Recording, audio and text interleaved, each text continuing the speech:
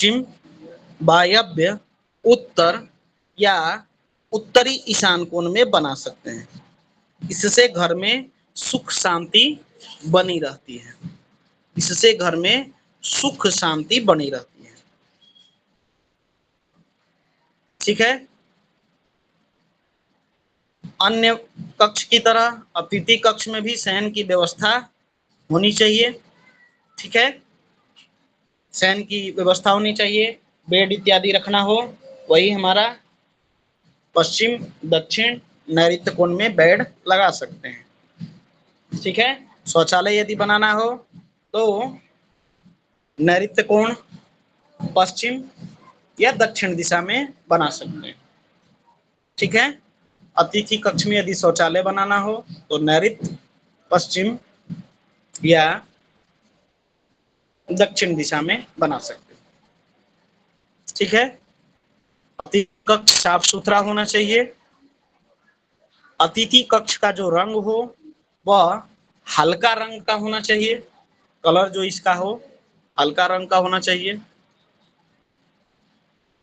मतलब घर में प्रवेश करने से मन जो है थोड़ा सा क्या बोलते हैं, मनोहारी दृश्य, प्लीजेंट एनवायरमेंट लगे। ठीक है। अतिथि कक्ष में भूल के भी लोहे की अलमारी नहीं रखना चाहिए। लोहे की अलमारी नहीं रखना चाहिए। इससे तनाव महसूस होता है अतिथि को भी और घर में रहने वाले लोगों को भी। अतिथि कक्ष में कभी भी लोहे की अलमारी नहीं रखनी चाहिए। इससे अतिथि को और घर में रहने वाले सदस्य को, जो आदर सत्कार करने वाले होते हैं, उनको तनाव महसूस होगा। ठीक है। सोफा सेट की व्यवस्था हम कर सकते हैं, दिशा वही दक्षिण पश्चिम। ठीक है।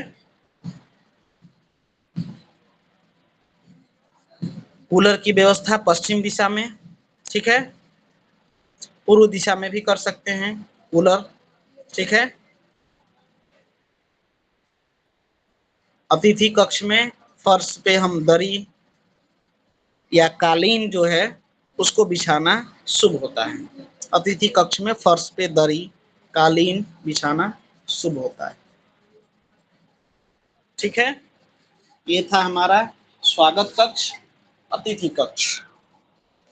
बात करते हैं अब अगला जो है हमारा सेवक कक्ष, सर्वेंट रूम। Servant room. ठीक है। जो सर्वेंट रूम हो वह जो है मुख्य भवन में सेवक का कक्ष जो है सो नहीं होना चाहिए। यानी कि सर्वेंट रूम जो है वह आपके मुख्य भवन में नहीं होना चाहिए। ठीक है। मुख्य भवन से बाहर रहे। चार दीवारी से सटाकर भी नहीं बनाना चाहिए। ठीक है। जो चार दीवारी है इससे भी सटा के नहीं बनाना चाहिए। बनाए कहाँ पे? तो पश्चिम अथवा दक्षिण दिशा में बना सकते हैं। ठीक है। पश्चिम अथवा दक्षिण दिशा में सर्वेंट रूम, सेवक कक्ष बना सकते हैं। यदि उत्तर या पूर्व दिशा में बनाना हो तो चार दीवारी से सटा के नहीं बनाना चाहिए। उत्तर या पूर्व दिशा में बनाना हो तो चार दीवारी से सटा के नहीं बनाना चाहिए। ठीक है। ईशान कोण साफ सुथरा होना चाहिए तथा जो भी भारी वस्तु है उसको नैऋत्य कोण में रखना चाहिए। सेवक कक्ष जो है मुख्य भवन में नहीं होना चाहिए। चार दीवारी से सटा के नहीं होना चाहिए। सेवक कक्ष को हम दक्षिण अथवा पश्चिम दिशा में बना सकते हैं। यदि उत्तर पूर्व दिशा में बनाना हो, ठीक है, तो हमको चार दीवारी से सटा के नहीं बनाना चाहिए, गैप रहना चाहिए उसमें। ठीक है। ईशान कोण को सदा जो है सो साफ सुथरा रखना चाहिए। ठीक है। और जो सेवक का कक्ष है वह स्वामी के समकक्ष नहीं होना चाहिए, ठीक ना। स्वामी के समकक्ष जो है सो नहीं होना चाहिए। ऐसा नहीं है कि 10x12 का रूम बना दिए तो अब 10x12 का सेवक का भी बना दीजिए, नहीं, थोड़ा छोटा होना चाहिए, ठीक है। उसकी जो फ्लोर की हाइट है उसको भी कम कर देना चाहिए, ठीक ना।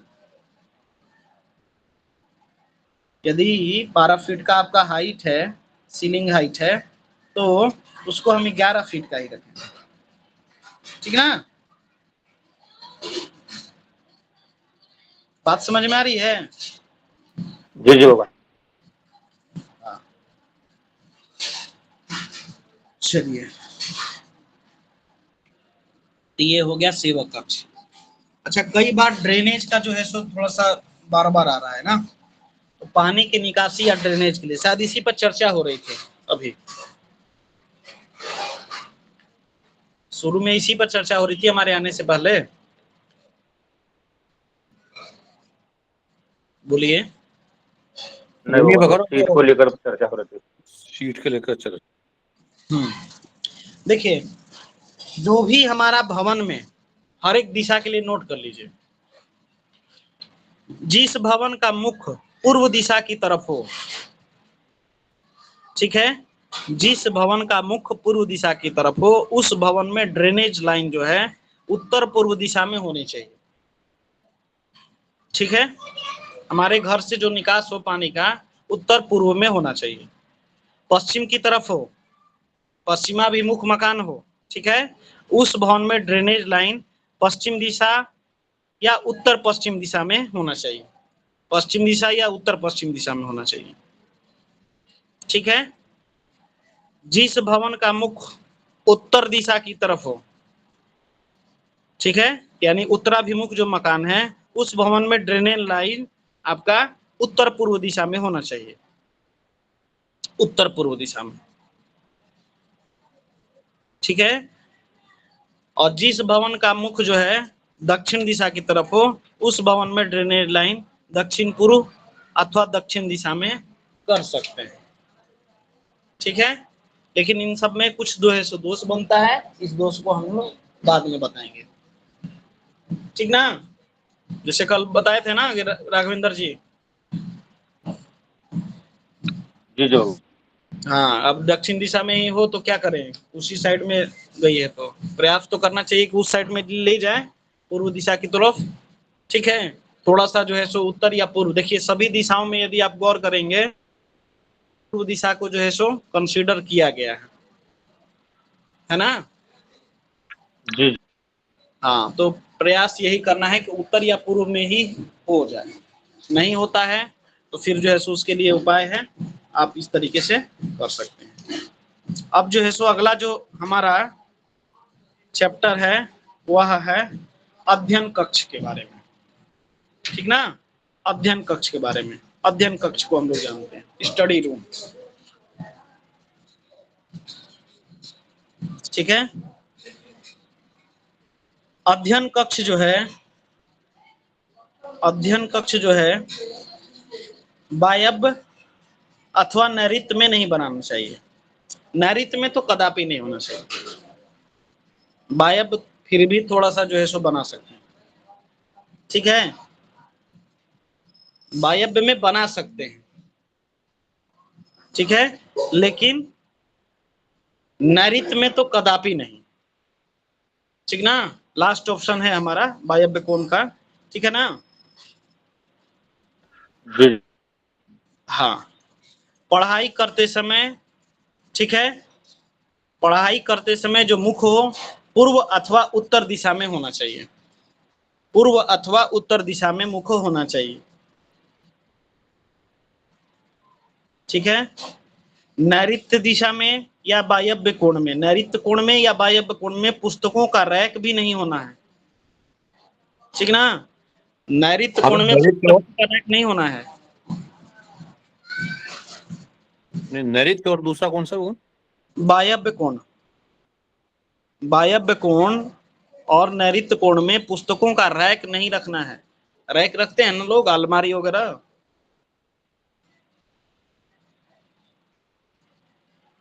अब क्यों नहीं रखना चाहिए भाई, इसका भी पीछे समझ लीजिए। नैरित में जो रखी हुई होती है आपकी पुस्तकें, उसका जो है बालक या अध्ययन करने वाला व्यक्ति प्रयोग ही नहीं करेगा, और वायव्य कोण में रखी हुई पुस्तकों की चोरी हो जाती है, ठीक ना। इसीलिए वायव्य कोण में स्टडी रूम को जो है बनाने का प्रावधान जो है नहीं रखा गया है, ठीक ना। जी जी। ठीक है, उत्तर दिशा या पूर्व दिशा में हम लोग बना सकते हैं, ठीक है। अध्ययन कक्ष का जो रंग है वह हल्का रंग, सात्विक होना चाहिए, क्रीम कलर का रंग, ठीक है। हल्का पीला, सफेद, हल्का आसमानी, हल्का हरा, ये सारे कलर जो है सो हम यूज कर सकते हैं, ठीक है। अब जिन बच्चों का पढ़ने में मन नहीं लगता हो, ठीक है, मन एकाग्र न रहता हो, उनके कमरे का रंग हल्का हरा रखना चाहिए, ठीक है। जिन बच्चों का पढ़ने में मन नहीं लगता हो, मन एकाग्र न रहता हो, वैसे बच्चों का, ठीक ना, कमरे का रंग हल्का हरा रख दीजिए। पर्दा लगाइए वो भी हल्के हरे रंग का, ठीक है। मन धीरे धीरे जो है सो एकाग्र हो जाएगा। बोलिए ब्रजेश तिवारी जी। गुरुदेव नमः। गुरुदेव तो बनाए किधर अध्ययन कक्ष? आपने बताया कि वायव्य नैऋत में बनाए। उत्तर दिशा में या पूर्व दिशा में बताए तो, उत्तर या पूर्व दिशा में बना सकते हैं। अच्छा, हमने सोचा गुरुजी वो रैक बताए, रैक की बात बता दिए उत्तर या पूर्व में। नहीं नहीं, पश्चिम दिशा में रेक रखना है, ठीक है।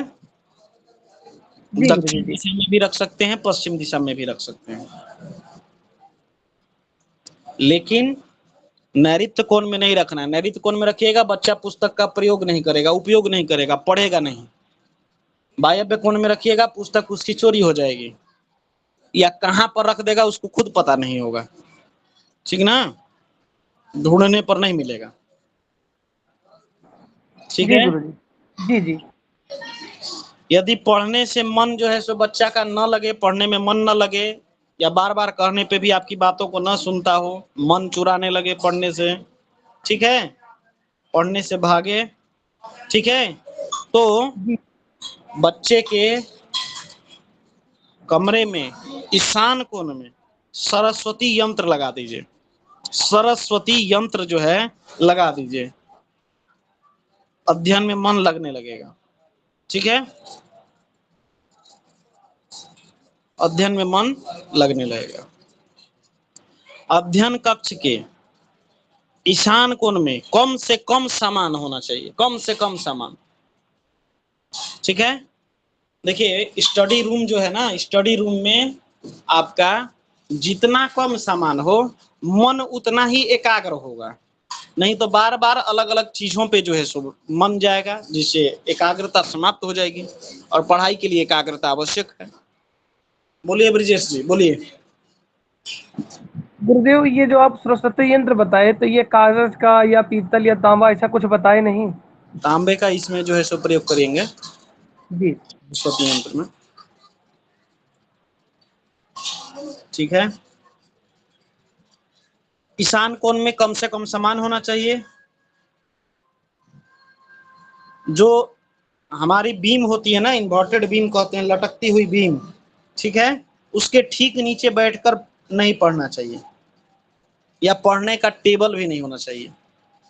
कोई बीम यदि आपके स्टडी रूम में जा रही है, उसके ठीक नीचे जो है सो बैठ के नहीं पढ़ना चाहिए, वहां टेबल नहीं होना चाहिए। फिर भी अगर मान के चलिए कि अवॉइड करने के बाद भी बीम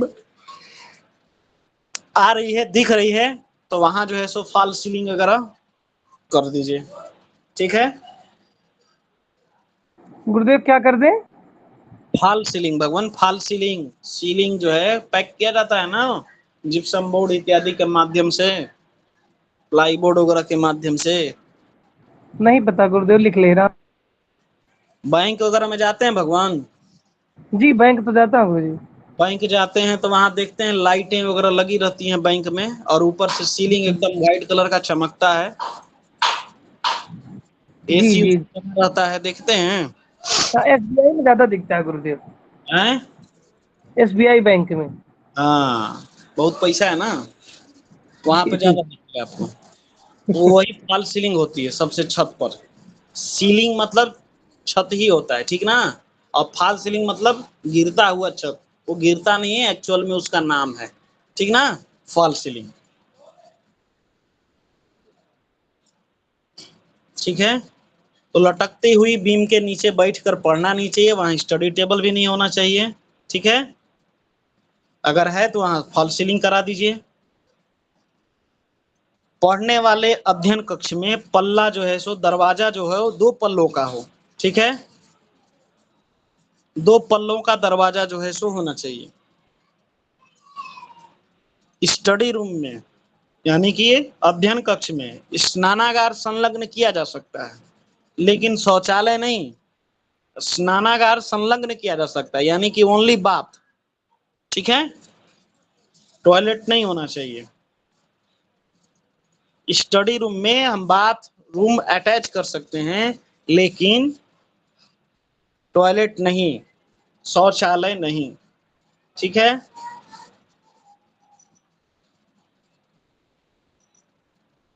अध्ययन कक्ष में ईशान कोण में पीने का पानी, ठीक है, या अपने आराध्य का चित्र, फोटो, ये सब रख सकते हैं, ठीक ना?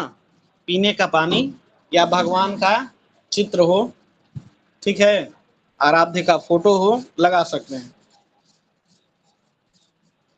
जो स्टडी टेबल होगा, बच्चों का जो अध्ययन कक्ष होगा, उसमें जो स्टडी टेबल होगा वहां कम से कम सामान होना चाहिए, कम से कम सामान, कम से कम, ठीक है? अध्ययन कक्ष का जो ढाल होगा, स्टडी रूम का जो स्लोप होगा, वह जो है उत्तर या पूर्व की ओर होना चाहिए,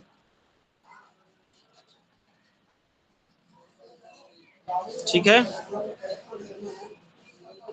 स्टडी टेबल जो हो आयताकार होना चाहिए। स्टडी टेबल जो है आयताकार होना चाहिए। गोलाकार या अंडाकार से बचना चाहिए, गोलाकार या अंडाकार टेबल से बचना चाहिए। स्टडी टेबल जो हो वह आयताकार हो, गोलाकार या अंडाकार नहीं होना चाहिए,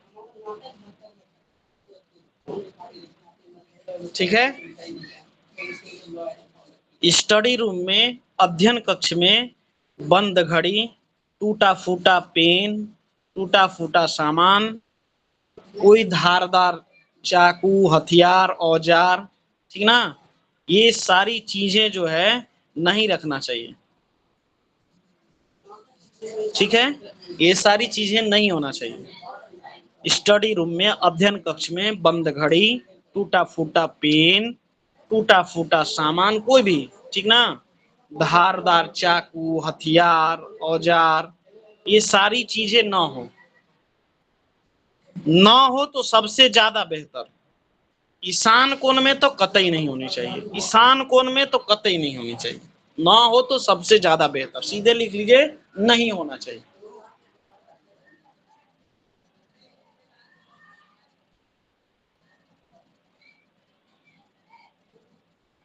ठीक है? यहाँ पर अगर अपने इष्ट का फोटो बनाते हैं, मंदिर रखते हैं, ठीक ना, ईशान कोण में रखिए, और यहाँ पर चंदन का धूप जलाइए, ठीक ना, चंदन का धूप, जो धूप जले वो चंदन का हो, ठीक है? इससे जो है इस रूम में सकारात्मक ऊर्जा का प्रवेश होता है, शुभ प्रभाव होता है, शुभ प्रभाव होता है। बोलिए ब्रिजेश तिवारी जी। गुरुदेव वो जो मेज का आप उस दिन बताए थे कोना नहीं होना चाहिए, कोना को कट देना चाहिए।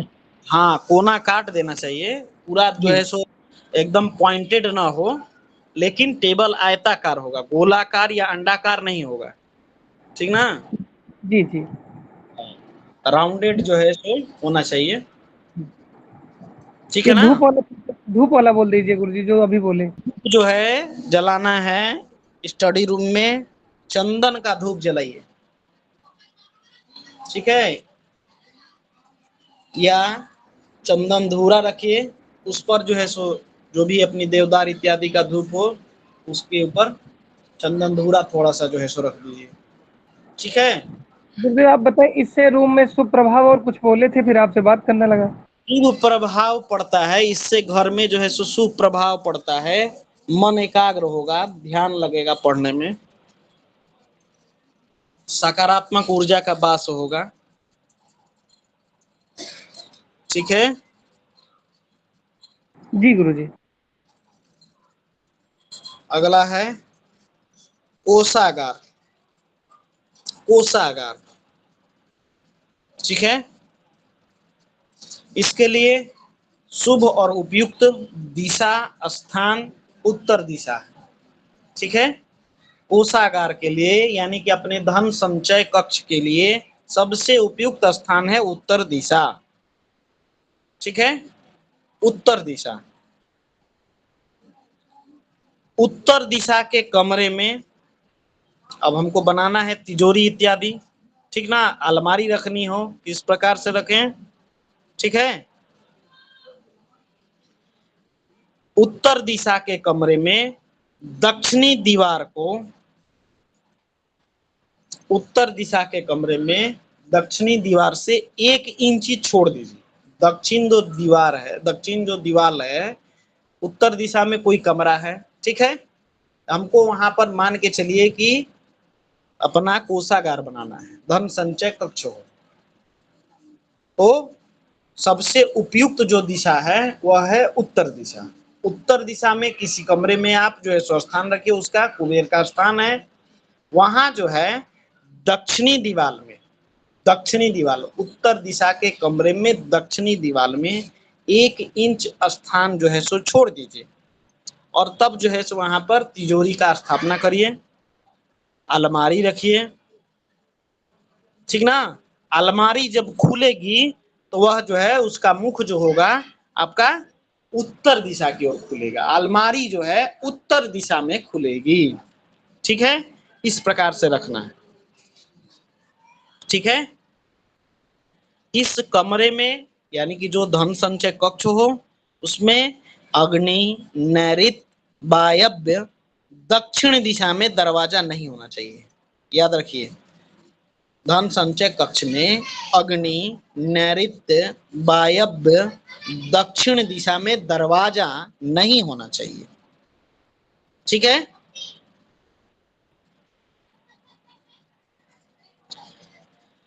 पूर्व अथवा उत्तर दिशा में तिजोरी का दरवाजा हो तो ठीक है, शुभ है, ठीक है। पूर्व अथवा उत्तर दिशा में तिजोरी का दरवाजा हो तो शुभ है, ठीक है।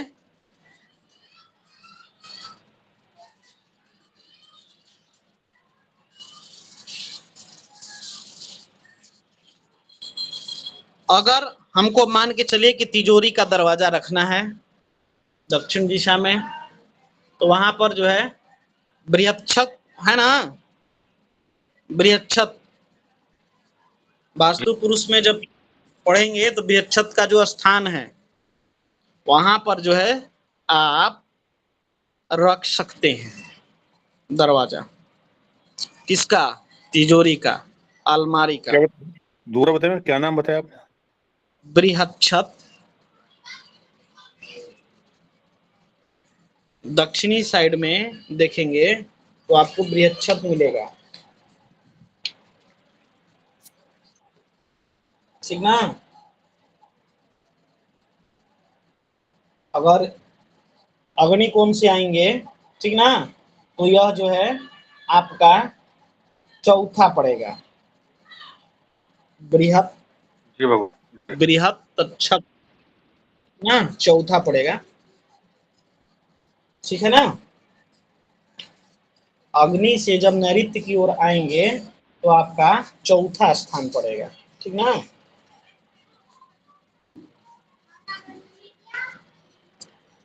चलिए, ये तो दरवाजे की बात करें ना, इसका दरवाजा दक्षिण में रखना हो तो? नहीं नहीं, दरवाजा नहीं भगवान, अलमारी का दरवाजा, हमने तो दक्षिण दिशा हाँ, में, अलमारी का दरवाजे कर। हाँ हाँ, बृहच्छत में जो है, मतलब जो हमारा, देखिए स्क्रीन शेयर करके बता रहे हैं आपको।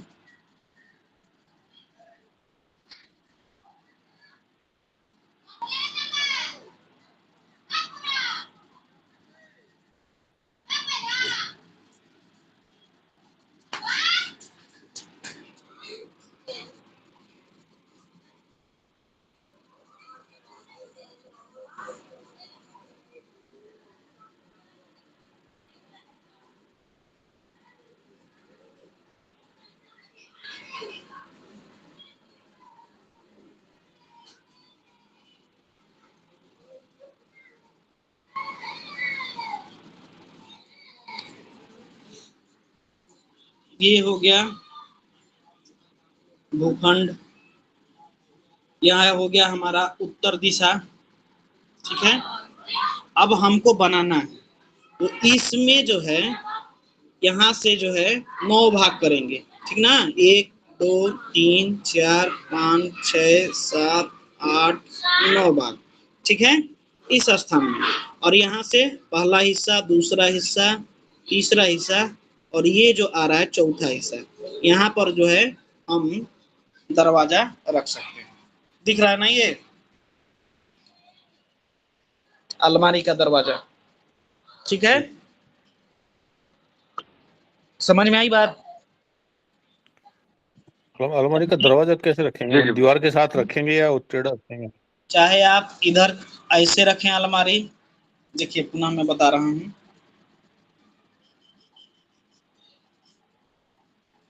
अब यहाँ पर जो है इस कक्ष में यदि रखना हो तो अलमारी आप ऐसे करके रखें, तो दरवाजा जो है सो आपका यहाँ पर इस चौथे स्थान पर खुले, ठीक ना। या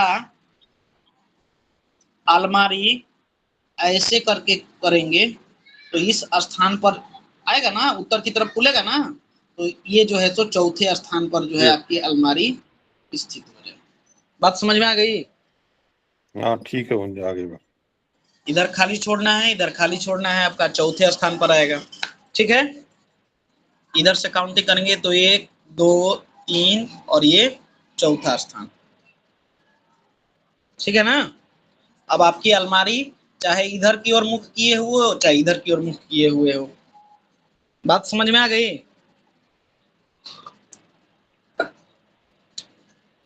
बोलिए प्रभु जी। हाँ आ गया, आ गया। चलिए,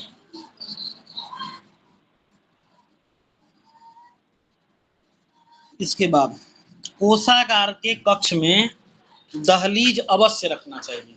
दहलीज मतलब समझते हैं ना, जो गेट हो, गेट पर चौखट जो है सो होना चाहिए।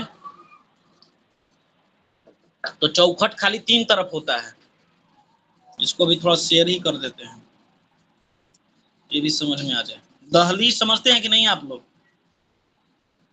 हाँ जानते हैं, जानते हैं।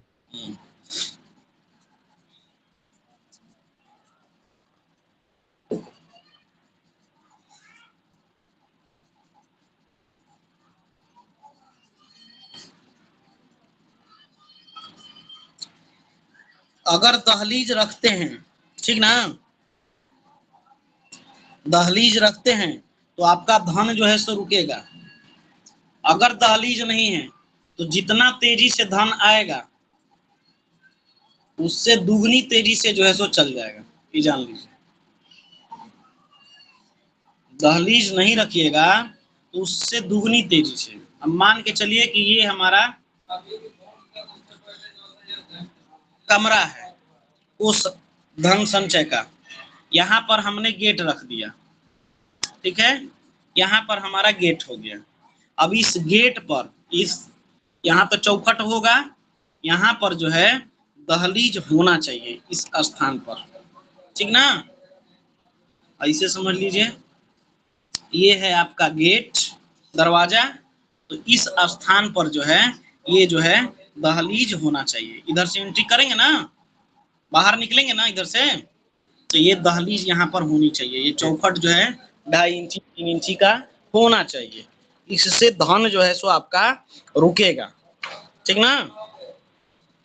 और नहीं रखिएगा तो जितनी तेजी से आएगा दोगुनी तेजी से चल जाएगा, ठीक है ना। बात समझ में आई ना। जी गुरुदेव। जी जी जी। तिजोरी के ऊपर कई लोग होता है ना कि अलमारी के ऊपर और कुछ सामान रख देते हैं। तिजोरी के ऊपर कभी भी कोई दूसरा सामान नहीं रखना चाहिए, ठीक है। कोई दूसरा सामान हमको नहीं रखना है तिजोरी के ऊपर। जो तिजोरी है, अलमारी है, उसके ऊपर किसी भी प्रकार का कोई दूसरा सामान नहीं हो। बोलिए राघवेंद्र जी।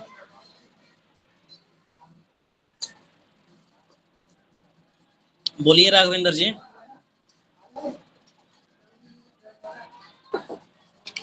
चलो, जो लकड़ी होती है। आपका आवाज नहीं आ रहा भगवान। ईशान कोण में तिजोरी रखने से धन का जो अपव्यय दह, होगा। हाँ बोलिए राघवेंद्र जी, बोलिए।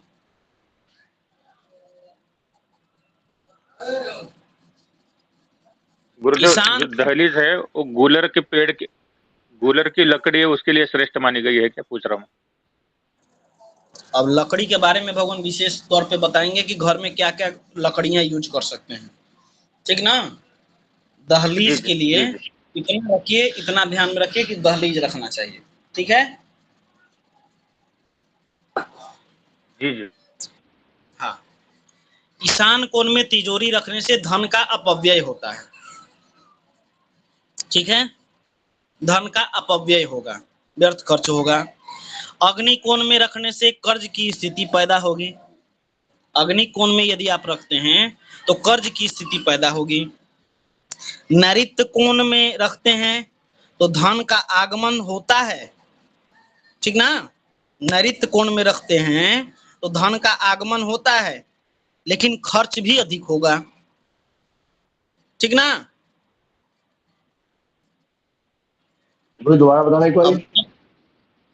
नैऋत्य कोण में रखते हैं तो आपका जो है सो धन का आगमन होगा, और उस हिसाब से यदि देखें तो खर्च भी कम होगा, ठीक ना। लेकिन अग्नि खर्च भी कोण कम होगा या ज्यादा होगा? जी इसमें आगमन ज्यादा हुआ, खर्च भी ज्यादा हुआ ना। नहीं, आगमन जो है, अब बता रहे हैं कि खर्च कैसे ज्यादा होगा। खर्च जो है सो कम होगा, ठीक ना। देखने से लिखेगा आपको, ऐसी स्थिति आएगी कि खर्च कम होगा, लेकिन कुछ समय के बाद जो धन है वह किसी बुरे कर्म में खर्च हो जाएगा, ठीक है, या चोरी हो जाएगा, ठीक ना। तो अब बताइए कि खर्च ज्यादा होगा कि कम होगा, बोलिए। तो ज्यादा ही हो जाएगा वो। ईशान कोण में रखने से अपव्यय ज्यादा होगा। अपव्यय, धन का अपव्यय होगा, जी जी। ठीक है। दूसरा क्या बताया आपने? अग्नि कोण में रखेंगे अपव्यय, धन का व्यर्थ खर्च होगा। अग्नि कोण में? अग्नि कोण में कर्ज की स्थिति बनेगी। नैऋत्य कोण में रखते हैं तो धन का आगमन होगा, खर्च भी कम होगा, ठीक ना। लेकिन कुछ समय के बाद जो रखा हुआ धन है आपका, वह या तो किसी बुरे कर्म में खर्च कर देंगे या तो वह चोरी हो जाएगा, ठीक है, ठीक ना। वायव्य कोण में तिजोरी हो तो उसका दरवाजा जो है, वायव्य कोण में तिजोरी हो और उसका दरवाजा अग्नि कोण या दक्षिण में खुले तो आय से ज्यादा व्यय होगा, आय से ज्यादा व्यय होगा,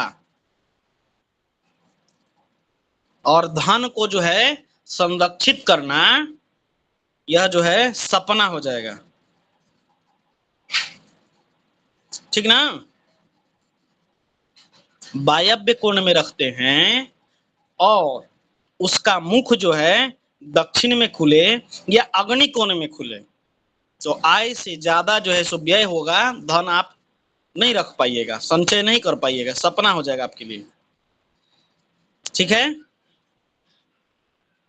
दक्षिणी दीवार पे रखना जो है ज्यादा प्रशस्त है, ठीक है, या पश्चिमी दिशा में रख सकते हैं। यही दो उचित स्थान है, ठीक है। तिजोरी जो है समतल होना चाहिए, तिजोरी का जो पावदान हो यह भी समतल हो, टूटा फूटा ना हो, ठीक ना, झुका हुआ नहीं होना चाहिए,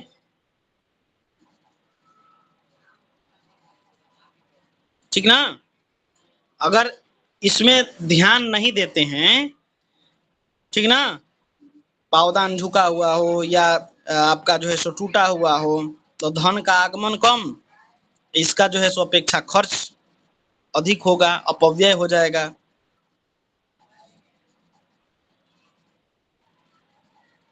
ठीक है।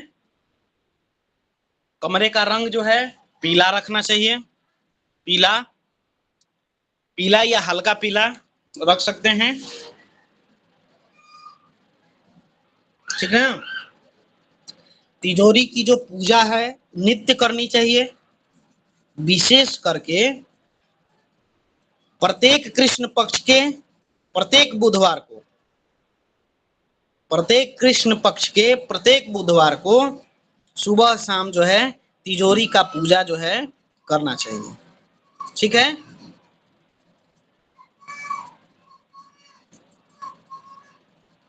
इसके पश्चात मार्गशीर्ष अथवा अगहन के महीने में गुरुवार या शुक्रवार को तिजोरी की पूजा करने से लक्ष्मी जो है प्रसन्न होती हैं। मार्गशीर्ष यानी कि अगहन माह में बृहस्पतिवार या शुक्रवार को तिजोरी की पूजा करने से लक्ष्मी माता प्रसन्न रहती हैं और आपको जो है धन धान्य से समृद्ध करती हैं,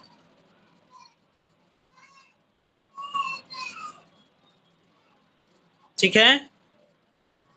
इसके साथ ही साथ जो धन संचय का कक्ष हो, कोषागार का जो कक्ष हो, उसमें लाल, काला या नीला रंग या नीले रंग की टाइल ये सब नहीं लगवाना चाहिए।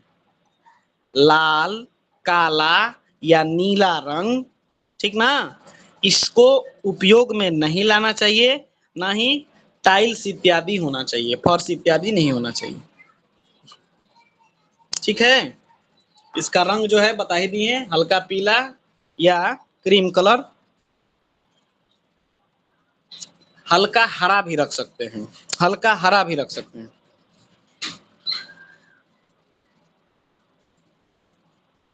ठीक ना। अगर सफेद रंग रखिएगा, सफेद रंग यदि रखते हैं तो धन का व्यय जो है आपके ऐश्वर्य, सुख, भौतिक जो है सो सुख संपदाओं पर खर्च होगा, ठीक ना। गाड़ी बंगला यही सब जो है इसको जो है करिएगा, जिसको क्या बोलते हैं ऐश मौज वगैरह, ये सब व्यर्थ जो है सो खर्च भी होगा,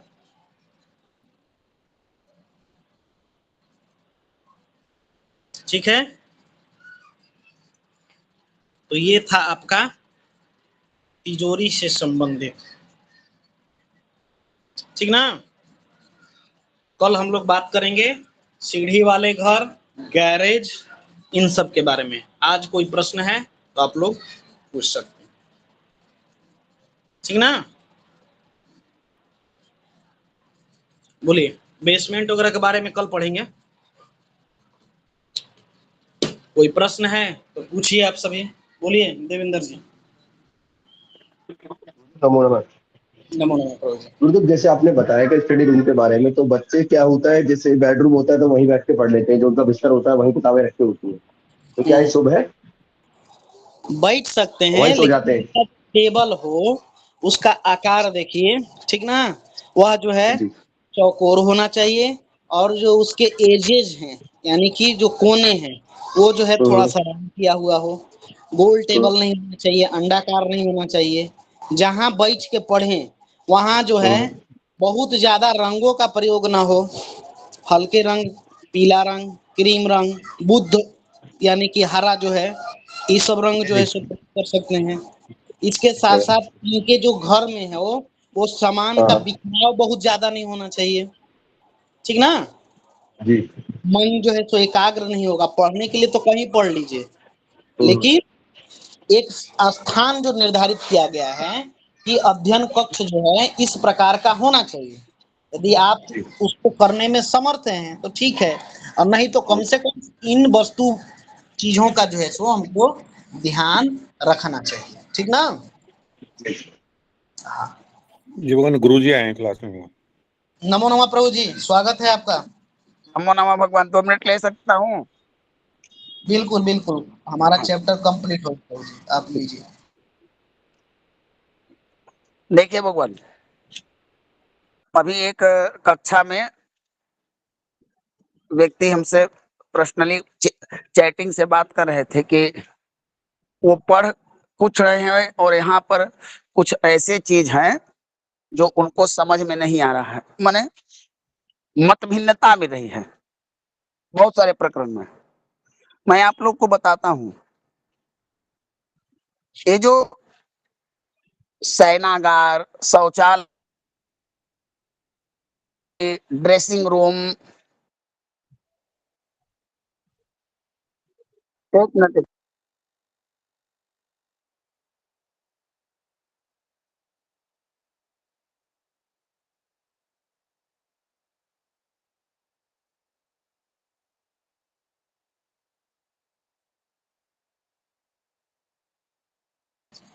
इनको समस्या भगवान डायरेक्टली पूछिए हमसे, क्या दिक्कत है। संतुष्ट नहीं कर पा रहे हैं तो फिर आगे जो है सो इसको देखेंगे। बोलिए।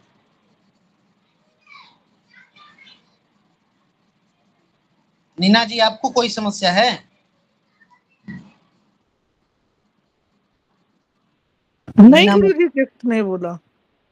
मेरा तो स्वास्थ्य ही ठीक नहीं है गुरुजी, नहीं इसलिए तो मैंने तो कुछ बोला नहीं। नहीं नहीं, ठीक है, बोलिए भगवान बोलिए। मेरी समस्या होती तो मैं तो आपको डायरेक्ट मैसेज दे देती गुरुजी। एक मिनट मीना जी, रवि मेरा नेटवर्क खत्म हो गया था। बोले भगवान बोलिए। तो भगवान उन हाँ, उन व्यक्तियों को मैं कहना चाहता हूँ, देखिए हमारे प्राचीन ज्योतिष में आप कोई उठा लीजिए, प्राचीन वास्तु राजवल्लभ, सम्रांगन सूत्रधार, विश्वकर्मा प्रकाश इत्यादि कोई ग्रंथ, इतना भगवान वहां पर किसी एक कक्ष के लिए इतना विस्तृत नहीं है कि ऊंचा होना चाहिए। उन्होंने बता दिया शौचालय इन इन भागों में होना चाहिए।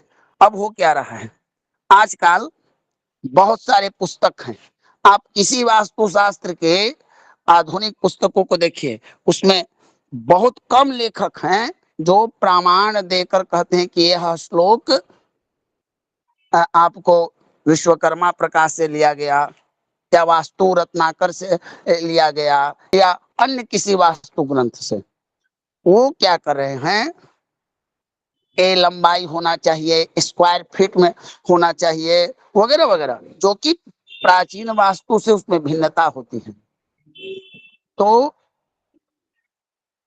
मतांतर और मत भिन्नता हर ग्रंथ में, हर विषय पर है। ज्योतिष पर ही बहुत सारे मत भिन्नता है। तो देखिए भगवान, आप लोग, हम लोग का क्या है, हम हैं, नवीन जी हैं, चाहे कोई भी हो, वो आपको बेसिक चीजें बताएंगे कि हाँ भाई शौचालय हम लोगों ने अध्ययन किया कि यहाँ होना चाहिए, स्नानागार यहाँ होना चाहिए। अब आप को इस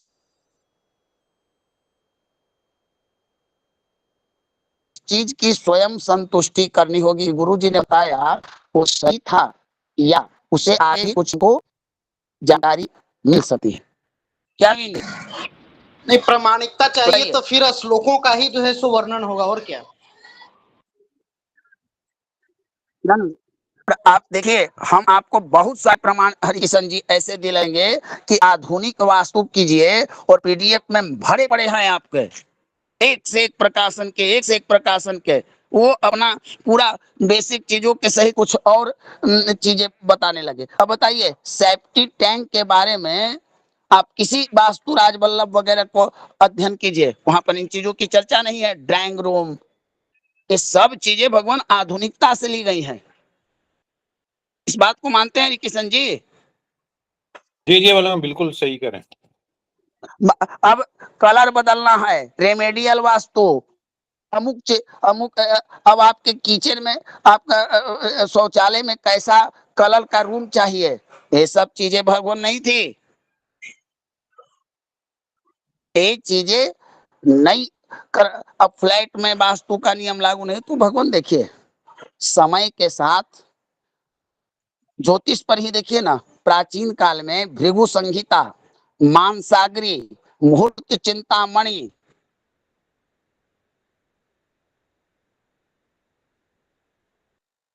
इतना ग्रंथ अगर कोई पढ़ लेता था तो भगवान एक गांव के अच्छा पंडित जाकर होता था। आज तो जातक पारिजात फलदीपिका नाना प्रकार के ग्रंथ हैं और उतना ही मतांतर है। तो हम लोग का देखिए ध्येय आप लोग को भ्रम नहीं लेना है, क्योंकि भ्रम उन लोगों को होता है जो बहुत सारे जंजाल में पड़, जैसे नवीन ही कोई चीज बता रहे हैं, अब किसी को समझ नहीं आ रहा है, वो हमको प्रमाण भेजा है कि भाई ये चीज है। तो देखिए आप उस प्रमाण के आधार को तो देखिए कि कब का बना हुआ है।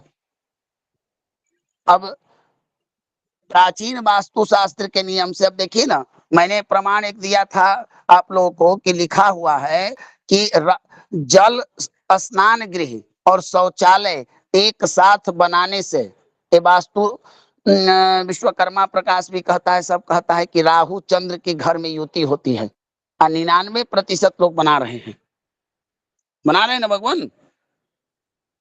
जी जी।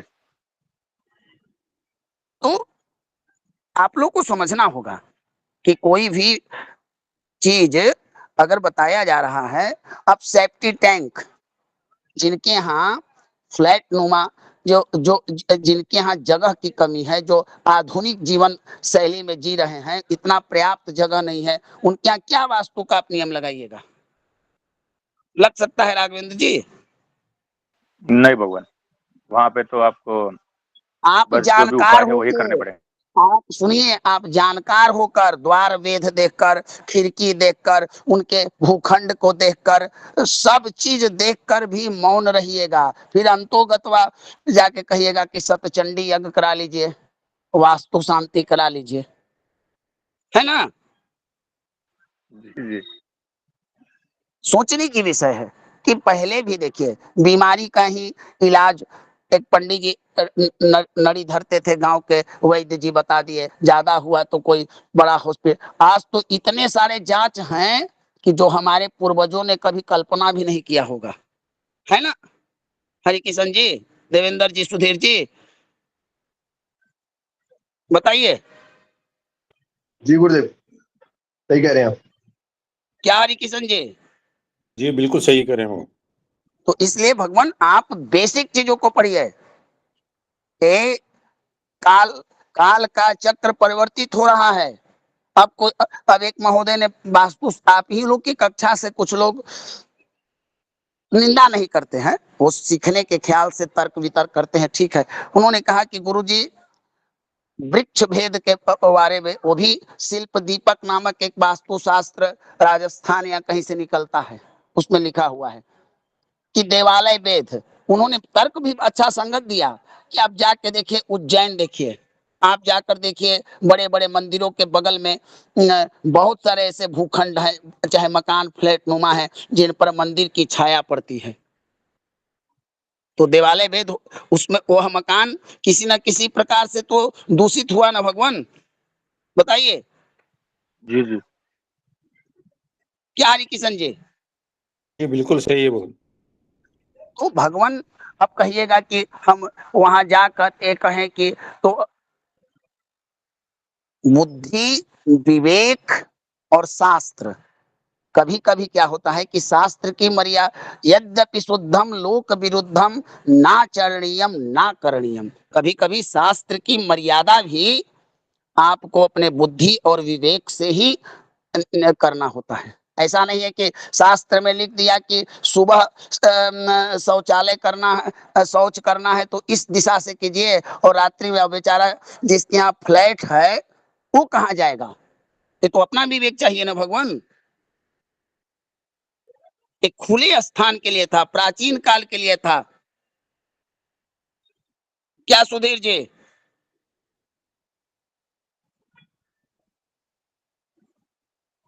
बताइए। हाँ बताइए सुधीर जी। हाँ जी ना, जी जी कभी आपके पूर्वजों ने सुना होगा ड्राइंग रूम के बारे में, कभी सुना होगा?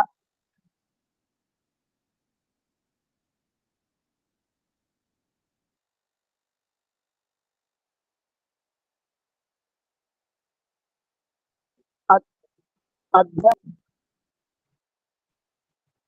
उसका कभी भी कम्युनिकेशन नहीं हो सकता है। हाँ, आधुनिकता को लेकर, पुरातन को थोड़ा सा लेकर आधुनिकता में चलना पड़ता है। अगर हम जितना पढ़ रहे हैं वास्तुशास्त्र, उसके अनुसार जितने लोग पढ़ने वाले पढ़ाने वाले उनके घर में 1000 वास्तु दोष हैं। क्या जी जी भगवान? बिल्कुल। क्या नीना जी, है कि नहीं? गुरु जी, जी गुरु जी।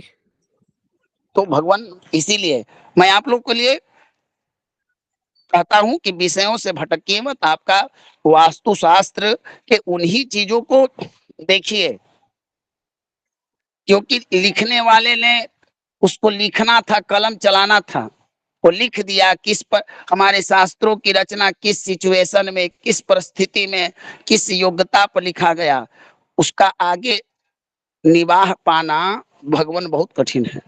हम देख रहे हैं ना, कितने सारे वास्तु भेद मिलते हैं, लेकिन क्या कीजिएगा, आपको समझना, सोचकर अपने विवेक से ही काम करना उचित होगा। क्या नवीन जी? जी क्या भगवान, कुछ गलत कर रहा हूं? नहीं नहीं बोल। नहीं बिल्कुल सही करे बोले। हाँ, तो इसीलिए पढ़ना हम लोगों ने भी पढ़ा था। हम लोगों ने, अब देखिए, आज एक बात बताता हूँ।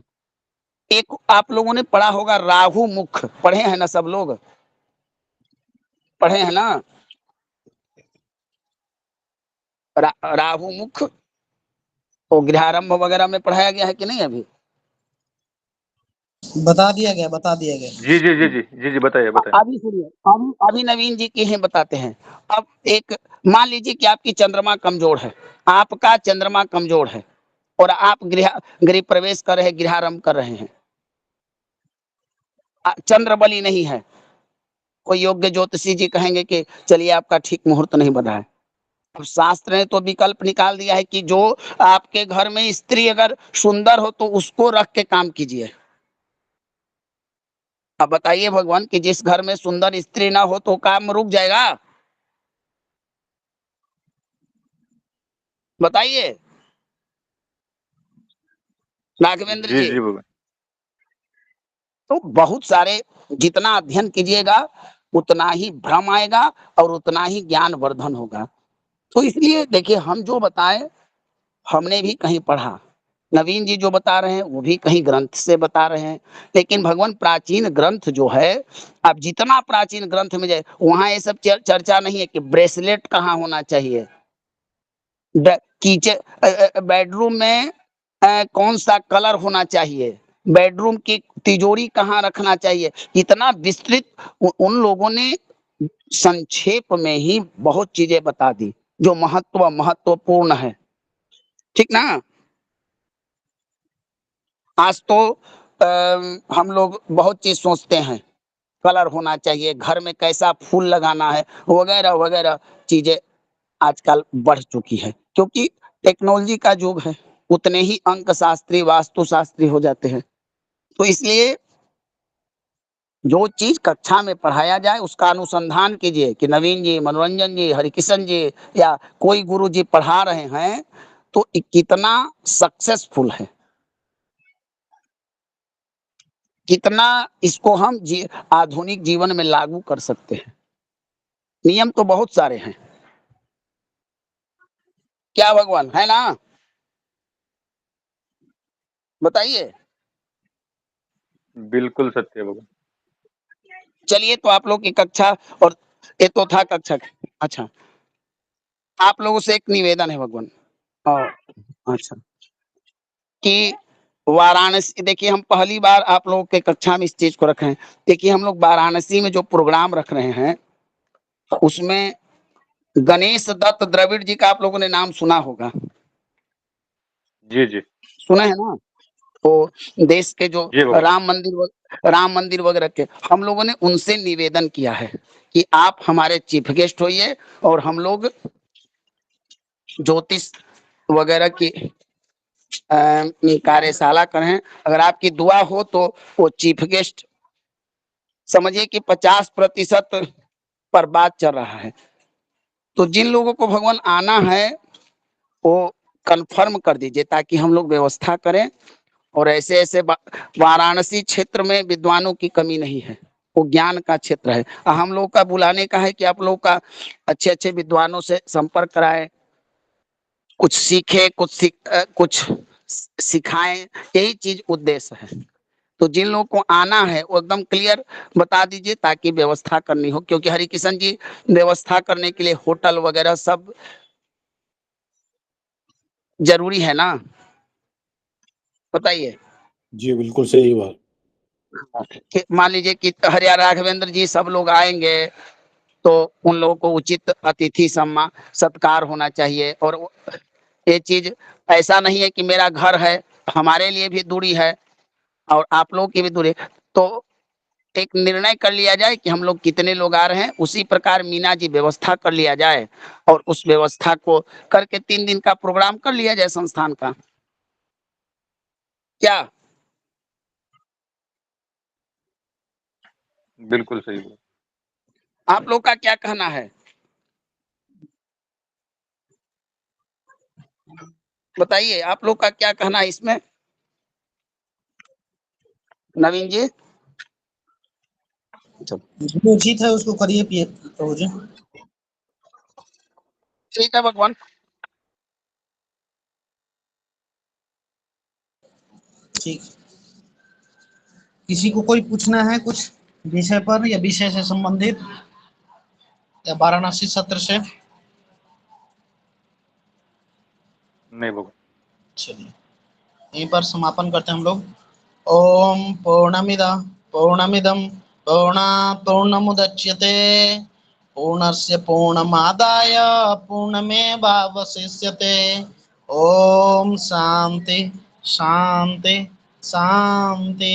सर्वेभ्यो नमो नमः। सभी को यथायोग्य अभिवादन, सभी को शुभ रात्रि। धन्यवाद आप सभी का। नमो नमः गुरुदेव।